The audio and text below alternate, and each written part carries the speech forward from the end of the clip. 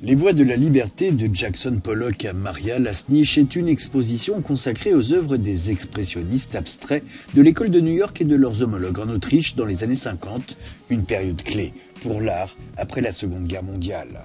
La peinture a pris des directions complètement nouvelles. Au lieu de la représentation figurative ou de l'abstraction géométrique, les peintres ont adopté une approche radicalement différente et libérée de la forme, de la couleur et de la matière. Le musée d'Orsay emmène les visiteurs dans un voyage à la découverte de l'œuvre d'Edvard Munch, avec une exposition présentant pas moins de 100 pièces, couvrant 60 ans de création et montrant que l'art du peintre norvégien ne peut être réduit à sa célèbre composition, le cri.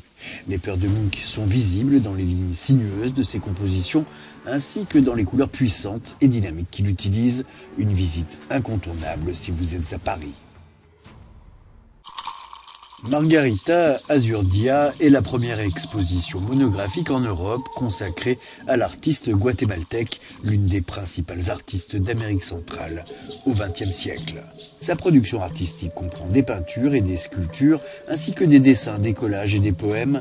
Formé aux États-Unis et au Canada, moins conservateur que le Guatemala, sa pensée anti-système et féministe s'est heurtée à la société conservatrice de l'époque.